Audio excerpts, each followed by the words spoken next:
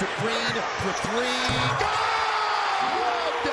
Jalen Green sticks it. A career-high 32 for Jalen Green. Get that Rookie of the Year. That's what I'm aiming for. Get that Rookie of the Year. That's the goal? Yes, ma'am. He may not be the Rookie of the Year, but that does not mean that Jalen Green is not the best rookie of his draft class.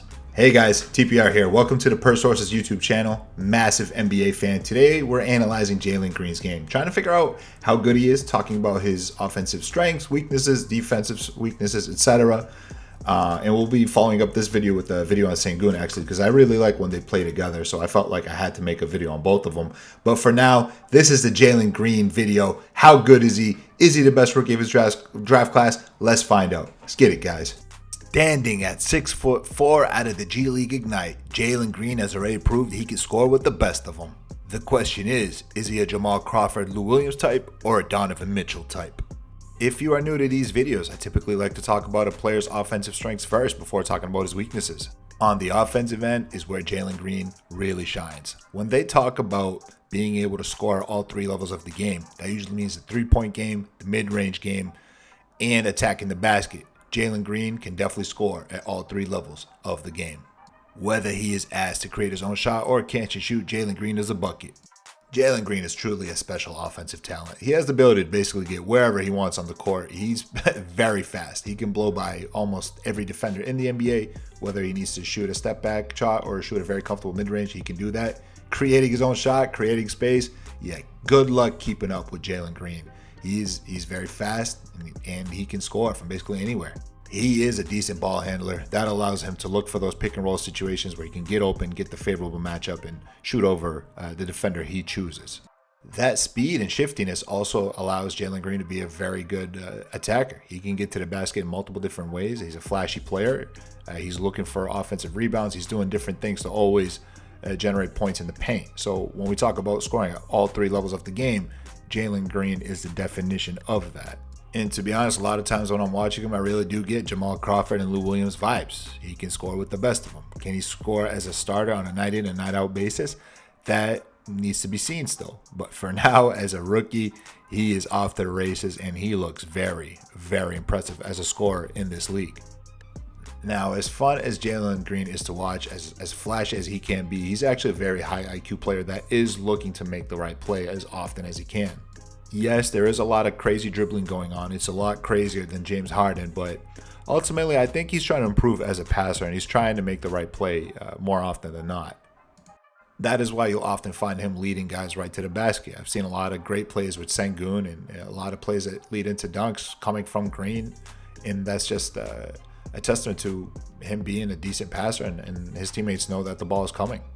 I just get a little dizzy watching him play sometimes. Hey guys, he's very quick. You gotta keep up with him or you'll lose sight of him if you just blink for a second. Can't blink when it comes to Jalen Green. He dribbles a little too much for my liking to be a pure point guard. I'd consider him maybe an undersized 2, but it's good to know that you have a combo guard you can rely on. As he continues to improve, he might be a point guard. There is no denying that Jalen Green is a very fun player to watch. However, in order for us to determine his ceiling, we really need to examine his weaknesses and figure out how soon does he intend to work on them. He suffers from the same glaring weaknesses that affect every rookie at his age. Combine that with a little immaturity. Look at this play. I don't know what he's signaling for. There are moments where he looks a lot closer to Swaggy P than he does to a CJ McCollum, for instance.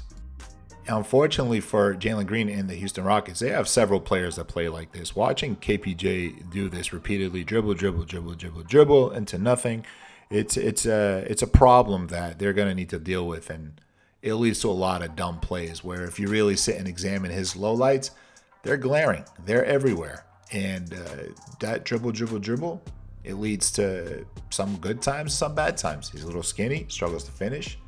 Very fast, sometimes you need to contain that, and he struggles to do that.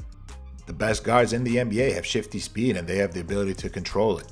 And lastly, his shot selection is not always the best. That's why he's not really an efficient player.